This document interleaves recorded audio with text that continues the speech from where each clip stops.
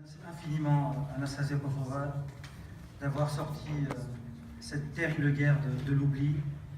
Et pour ne pas complètement sombrer dans le pessimisme, je vais quand même donner la parole à Marinella Correggia, une amie militante pour la paix depuis très longtemps, qui, elle, a peut-être des pistes à nous donner. La parole est à toi, Marinella. Merci. Oui, le microphone, ça marche. Oui, Oui, ça va. ça va. Merci, excusez-moi pour mon français qui est loin d'être parfait et j'essaierai d'accourcir ce que j'avais préparé parce qu'on n'a pas beaucoup de temps. Après ce que Kim nous a dit et ce que Anastasia nous a dit et montré, je vais souligner ce que Zygmunt Bauman avait remarqué. Le réseau d'interdépendance mondiale est tel que nous tous, nous sommes responsables pour les souffrances des autres et aussi pour les crimes des autres, parce que dans le cas de la guerre au Yémen, la coalition qui bombarde le Yémen, guidée par la maison Saoud, c'est les pays occidentaux qui donnent les armes.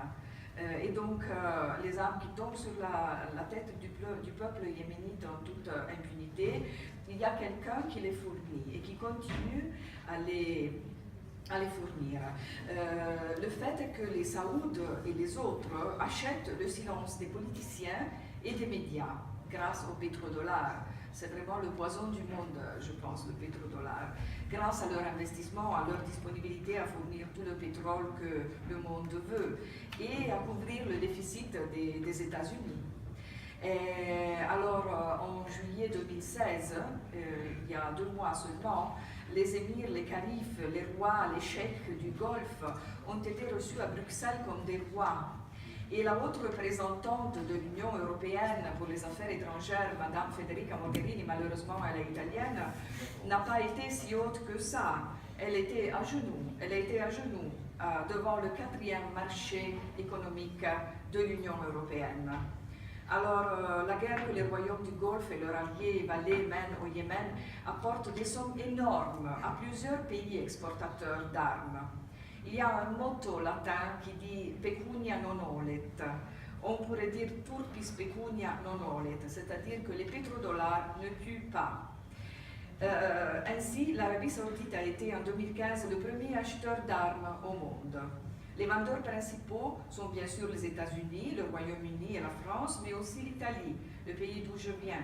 Nous envoyons des bombes WM allemandes, mais produites en Sardaigne. Il y a beaucoup de pays sous sanction par l'Europe, par exemple aussi la Russie est sous sanction, mais vous n'y voyez pas l'Arabie Saoudite ou le Qatar. Ici, si vous voulez, je peux vous envoyer le document où toutes les sanctions par l'Union européenne sont indiquées et l'Arabie Saoudite et le Qatar n'ont pas de sanctions. Les Nations Unies, qu'est-ce qu'elles font? La résolution assez controverse du Conseil de sécurité de 2216 de l'avril 2015 impose l'embargo sur les Houthis, mais pas sur la coalition guidée par les Saouds. Et pourtant, tout le monde sait qu'il faut un embargo sur les armes aux Saouds, au Qatar, aux Émirats pour que cette agression s'achève. Et il y a quelques possibilités parce que dans les derniers temps, il semble que le vent ne semble plus souffler tellement à la faveur des Saouds. On parle un peu plus de la guerre au Yémen et pas seulement la télé russe, par exemple aussi la télé australienne.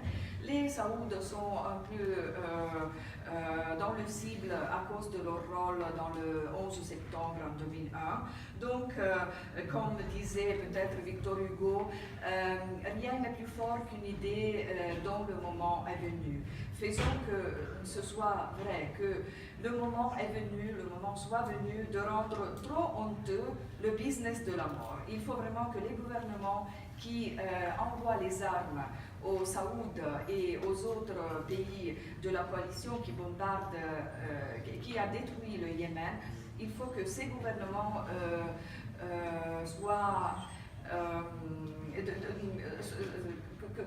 que leur action soit trop honteuse. Il faut les cibler là-dessus. Il faut que tous les citoyens, on peut tous faire quelque chose, tous nous pouvons faire des pressions sur les politiciens et sur les médias, aussi avec des actions directes qui ne demandent pas beaucoup de personnes. Et par exemple, on demande, par exemple, dans le mois d'octobre, une journée d'action sur le Yémen, dans plusieurs pays, une journée d'action pour tous. Les pressions sont utiles, les pressions servent.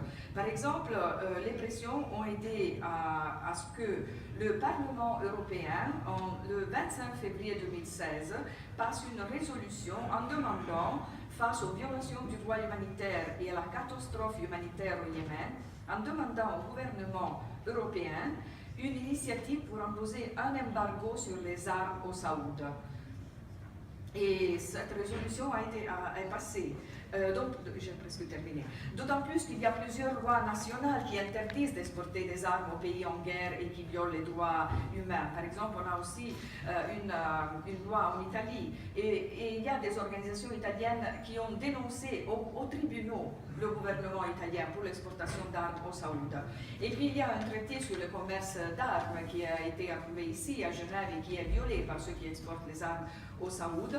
Finalement, en mars 2016, le Parlement des Pays-Bas a été le premier en Europe à voter une résolution pour que les Pays-Bas n'exportent plus d'armes au Saoud. Malheureusement, la résolution n'est pas contraignante pour le gouvernement hollandais. La Suède avait stoppé l'envoi d'armes au Saoud, mais malheureusement, elle est revenue sur ses pas.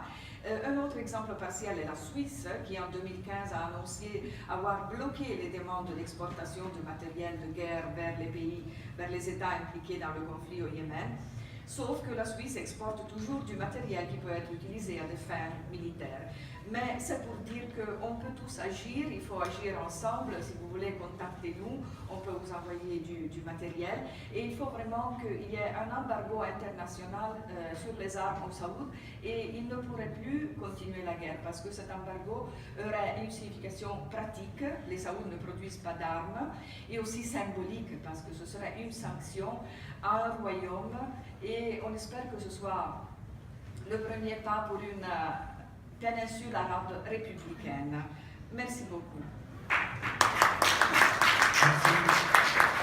Merci Marinella pour les observations. Je vous remercie de tout cœur d'avoir assisté à cette importante conférence. Alors avant de finir, je voudrais vous montrer un souvenir de cette terrible guerre qu'a ramené Anastasia du front yéménite. Il est indiqué en anglais for use only, mais on ne sait pas exactement de quoi il s'agit. Only against civilians. Only against civilians, probably. Il est certain que ce genre de munitions sont chargées d'uranium appauvri.